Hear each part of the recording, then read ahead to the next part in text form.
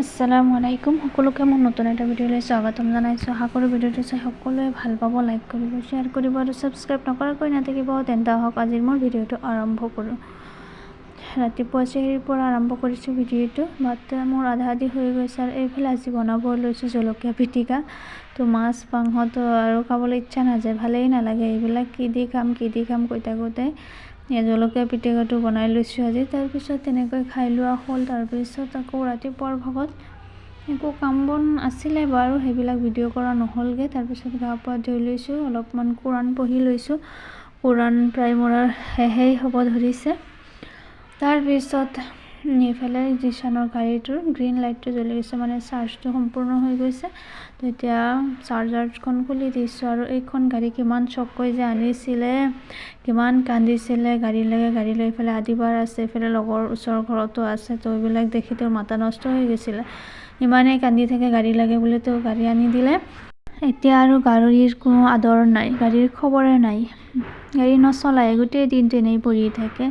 তেনেকুৱাই সকলো ক্ষেত্ৰতে, মানুহৰ ক্ষেত্ৰত, যিকোনো বস্তুৰ ক্ষেত্ৰত তেনেকুৱা হয়। বস্তুটো পোৱাৰ আগতে যিটো এক্সাইটমেণ্ট থাকে, বস্তুটো পোৱাৰ পিছত সেইটো আদৰ নাথাকে, বস্তুৰ সমাদৰ কমি যায় আৰু।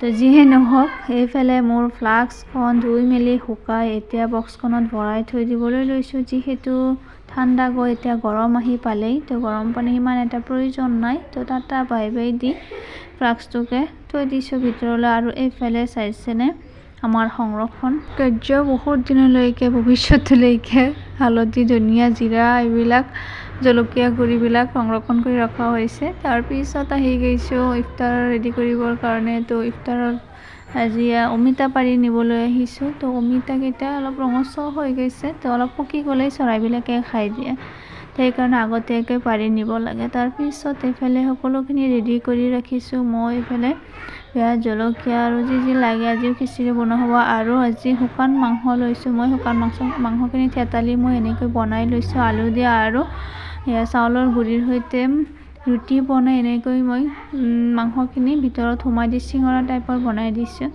তো এইটো এটা নতুন ডিছ বনাইছোঁ, মোৰ কাৰণে নতুন, মই আজিয়ে বনাইছোঁ। সকলোৱে চাগে আগে পৰে পিছে খাইছে। তো এইফালে হাজবেণ্ডৰ থালখন ধুনীয়াকৈ ৰেডি কৰি দিছোঁ। তেখেতে ৰমজান মাহৰ পৰা মছজিদতে ইফতাৰ লয়, তেখেতক পঠাই দি এইফালে আমাৰ কাৰণেও ৰেডি কৰি ৰাখিছোঁ। তো তেনেকৈ ধুনীয়াকৈ ইফতাৰ কৰিলোঁ। তাৰপিছত ইফতাৰৰ আগতেই মাছখিনি আনিছিলে, তো আজান দিলে যিহেতু ইফতাৰ কৰি মেলি নামাজ পঢ়ি লওঁ এতিয়া। তাৰপিছত মাছখিনি ফ্ৰাই কৰিব লাগিব। এইফালে চক সন্ধিয়া হৈ গ'ল, মোৰ কাপোৰখিনি এতিয়া বাহিৰতে আছিলে। তো নামাজ অহাৰ সময়ত মই বাহিৰৰ পৰা লৈ আহি লৈ পেলাই লাইট চাইট অন কৰি দিছোঁ। এতিয়া মই ফটাফট নামাজটো আদায় কৰি লওঁ। তাৰপিছত আকৌ পাকঘৰত সোমাব লাগিব। পাকঘৰত আহি মাছখিনি জলকীয়া, হালধি, জিৰা গুড়ি মিহলাই এতিয়া ফ্ৰাই কৰিম বুলি ভাবি লৈছোঁ। আৰু এখন টাৱা বহাই লৈছোঁ। টাৱাখন গৰম হোৱাৰ পিছত এতিয়া মই মাছখিনি ফ্ৰাই কৰিম।